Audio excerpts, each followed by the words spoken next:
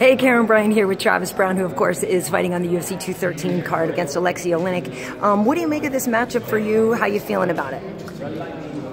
You know, I mean, at this point in my career, it can really be anybody sitting there in front of me. I just have to go and get that W. You know, I'm tired of being on the run to those deals, so I'm just looking to go out and compete and prove myself all over again. You know, I feel like I'm at the bottom, working myself right back up. So, you know, it's a situation I haven't been familiar with in the past, but it's one that I'm faced with now, and I'm willing to, you know, face it head on.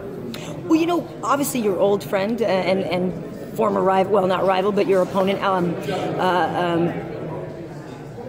am I blanking on his name now all of a sudden? Okay, this is hilarious. At any rate, there's people that streak, win or lose. Talking about Andre? Andre, duh. Yeah. I get hit in the head sometimes too, apparently. But you know, he went through a rough patch and was able to turn it around. So, you know, do you recognize things that maybe just weren't right in your preparation before the fights that didn't go your way? And is there something that you're able to actually identify? Yeah, you know, I think before my last fight, it was more about just meshing my athleticism with my skill set, because I've been, over the last 5-6 years, I've really been working on my skill set. And so I think I let that kind of take over more than my athletic ability. And in my last fight, in that first round, in the beginning of the second round, you start to see the meshing of those two. And so right now, it's now in my, something I've been facing in my career is not to let mistakes happen, not to make those mistakes, you know what I mean, and moving forward from that. And so it's a constant progression, constant evolution of an athlete. And I've said it before, but you guys get to see that with me on the biggest stage in the world. And you know, it is what it is. This is what I'm faced with, and right now I'm just looking to get that W, meshing everything together. Athletic ability, skill set, not making mistakes, doing, you know, going out there and really performing to my ability. Well, and to be fair, I actually had spoken to Edmund before. I don't know if it was the Fabricio fight, and he said something to that effect that, you know, you guys hadn't been working together that long, so it was time to blend those things, the new skills with the athleticism and your natural instinct that you already had. So, who have you been working with for this camp, and how have you tried to really fuse those things together? Yeah, I've been working with Ricky Lindell, Ray Sefo, Josh Barnett has been coming out and helping me. Neil Malance has been out here helping me, and it's really about, you know, just finding yourself in those moments. You know, you can have the greatest coaches in the world, but if you don't find that in yourself, then no amount of coaching is going to help you. Right. You know, so I think that's up to the athlete, is to blend everything together. I think coaches can only, you know, they can lead you to water, they can't force you to drink it. Right. You know, and that's up to the athlete. So. And certainly nobody wants to ever come off a loss, but I wonder if there's a sense of that freeing you in a way, right? Because especially three of them.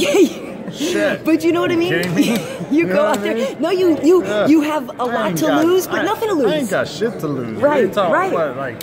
What, not getting a contract with the UFC or something? Like, give me, like, I haven't even thought about it, but I mean, I'll always be able to provide for my family no matter what it is, so I'm not even worried about that.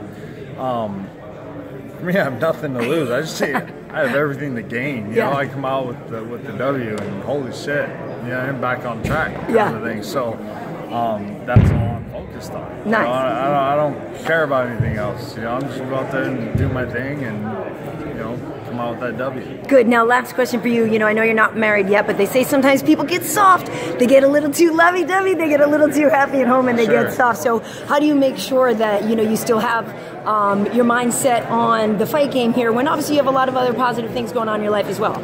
I think it all comes down to your motivation, what got you in the sport. And for me, it was providing for my family. But I've always said that I'm willing to go do the dirtiest job, go dig ditches in 120-degree heat and, you know, in the sun, whatever it is, to be able to provide for my family. So that's always been a motivation. But that hasn't been the motivation. For me, it's been proving to myself what kind of athlete I can be, proving my kids what kind of athlete they can be if they choose to make that decision. And no amount of money, you know, if you're fighting for money, you make, you know, 100 million. It's like you might lose your spark a little bit. For me, it's just been an evolution. For me, it's been putting the pieces in place, having mess ups, hiccups in the meantime, but recovering from that and moving forward. And for me, it's been the motivation of proving myself, proving my family, my kids, and everything that I'm an athlete and I'm here to win. Awesome. Well, best of luck to you, Travis. Thank Thanks you. for talking with me. Yeah.